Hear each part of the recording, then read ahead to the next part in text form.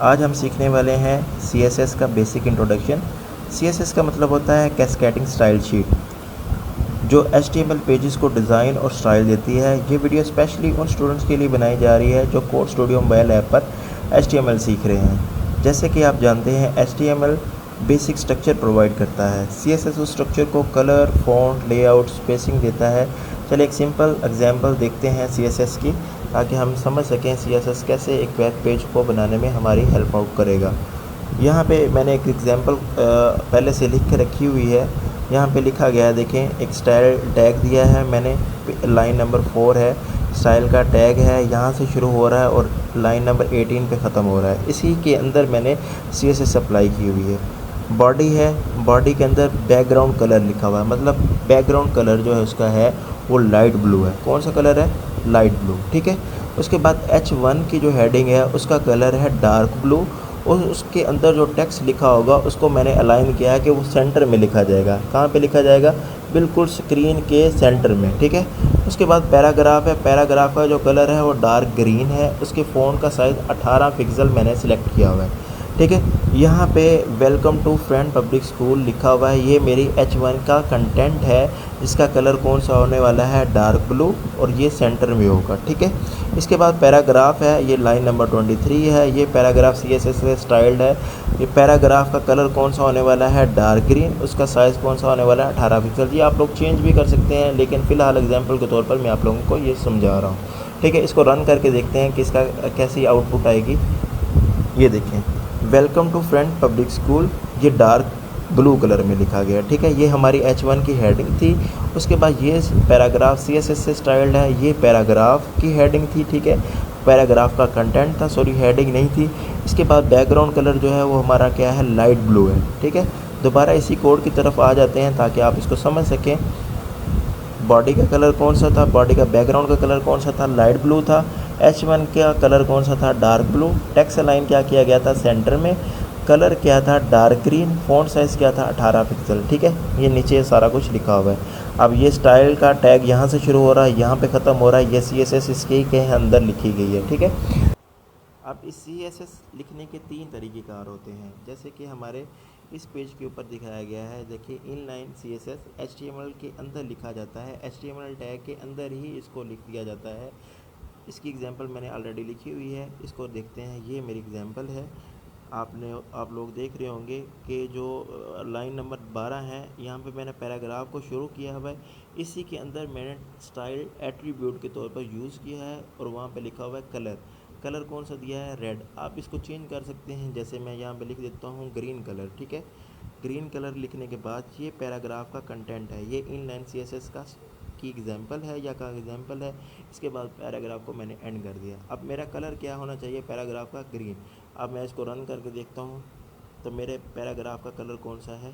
Green. हमारा CSS लिखने का जो दूसरा तरीकाकार है वो इंटरनल CSS है, जो हेड सेक्शन के अंदर CSS को ऐड किया जाता है। इसकी एग्जांपल भी मैंने ऑलरेडी लिखी हुई है। इसकी तरफ आते हैं, यहाँ पे देखें, ये एग्जांपल लिखी हुई है। ये हेड सेक्शन है, यहाँ पे 10th लाइन में हेड सेक्शन को ख़त्म किया जा रहा है। यहाँ पे स्टाइल का टैग दिया है, और 9th लाइन में स्टाइल के टैग को ख़त्म किया जा रहा है। पी का कलर, पी का मतलब होता है पैराग्राफ। पैराग्राफ कलर जो है वो ग्रीन होना चाहिए। इसका साइज़ कितना होना चाहिए? 18 पिक्सल। और पैराग्राफ के अंदर क्या चीज़ लिखी जानी चाहिए? ये इंटरनल CSS है, ये वाली लाइन लिखी होनी चाहिए। जो मैंने पहले शुरू में एग्जांपल दी थी abc.html वाली, ये भी इंटरनल CSS को ही इंडिकेट कर रही है। यहाँ पे देखें आप लोग, हेड सेक्शन के अंदर ही मैंने स्टाइल के टैग को ऐड किया है, और उसके अंदर ही स्टाइल के टैग को ख़त्म किया है। यहाँ पे बॉडी का कलर भी बताया, बॉडी के बैकग्राउंड का कलर भी बताया है, H1 का भी कलर बताया है, पैराग्राफ का भी कलर बताया है। तो ये सारी की सारी इंटरनल CSS को इंडिकेट कर रही है। अब वापस उसी की तरफ आ जाते हैं, जो एग्जांपल हमने इंटरनल CSS की देख रहे हैं। आप लोगों की स्क्रीन के सामने इंटरनल की एग्जांपल खुली होगी। अब इसको रन करके देखते हैं तो इसकी आउटपुट कैसी आती है। देखें, ये लिखा हुआ है, ये इंटरनल CSS है, मतलब हमने पैराग्राफ को ही प्रिंट करवाया है स्क्रीन के ऊपर। तो इसका कलर कौन सा है? ग्रीन। अब लास्ट तरीकाकार जो है वो एक्सटर्नल CSS का है, ठीक है। अब एक्सटर्नल CSS को थोड़ा सा समझ लेते हैं। हम एक सिंपल HTML पेज डिज़ाइन करेंगे। लिखेंगे, कंटेंट लिखेंगे, ड्रा करेंगे, ठीक है। उसके बाद एक CSS की फ़ाइल बनाएंगे। अब CSS फ़ाइल और HTML फ़ाइल को अलग अलग बनाने के बाद इनको इकट्ठा किया जाएगा, इनका रिलेशन बनाया जाएगा। रिलेशन बनाने के बाद जो CSS की फ़ाइल होगी उसका लिंक उठाकर हम HTML फ़ाइल के अंदर डालेंगे ताकि ये दोनों वर्कआउट कर सकें, ठीक है।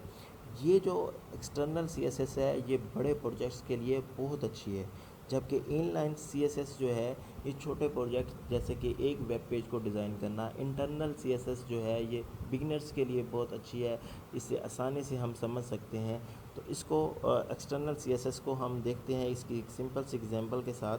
जैसे कि यहाँ पे मैंने एक CSS की फ़ाइल डिज़ाइन की हुई है। इस CSS की फ़ाइल के अंदर मैंने पैराग्राफ लिखा हुआ है, पैराग्राफ का कलर मैंने ब्लू लिखा हुआ है। उसके फ़ॉन्ट वेट जो है वो बोल्ड रखा हुआ है। बोल्ड का मतलब उसका जो टेक्स्ट होगा वो मोटा नज़र आएगा, ठीक है। अब इसके साथ मैंने एक HTML की फ़ाइल भी बनाई हुई है। देखें HTML.CSS ये भी बनाया हुआ है। अब यहाँ पे मैंने सिर्फ एक लिंक डाला हुआ है, लिंक रिलेशन स्टाइल शीट का लिंक बनाया गया इस फाइल के साथ और इसका लिंक आगे डाल दिया है style.css, क्योंकि इसका नाम मैंने style.css रखा था तो इस वजह से मैंने यहाँ पे style.css रख दिया है। अब यहाँ पे जो पैराग्राफ लिखा हुआ है लाइन नंबर 12 के अंदर यहाँ पे लिखा हुआ है अली अहमद, तो मैंने यहाँ style.css के अंदर लिखा हुआ है कि कलर जो है वो मेरा पैराग्राफ का कौन सा होना चाहिए, ब्लू। तो मतलब यहाँ पे अली अहमद जो लिखा हुआ है उसका कलर कौन सा होगा, ब्लू। और इसका टेक्स्ट जो है वो कौन सा होगा, बोल्ड होगा, ठीक है, मतलब बड़ा होगा। तो अली अहमद जो है वो मोटे कलर में हमें नज़र आएगा। इसको रन करके देखते हैं इसकी आउटपुट कैसी आती है ताकि आप लोग इसको देख सकें। देखें अली अहमद जो है वो मोटा लिखा गया, जैसे हमारी हेडिंग का टैग है, टेक्स्ट है, इसी तरह का हमारा अली अहमद का टेक्स्ट है, ठीक है, लेकिन साइज़ में छोटा है, इस वजह से ये हमारा पैराग्राफ है। अब आप लोगों को उम्मीद है, आप लोगों से उम्मीद है, टेक्स्ट छोटा है, उम्मीद है आप लोगों की इसकी तीनों तरीक़ेकार की समझ आ चुकी होगी।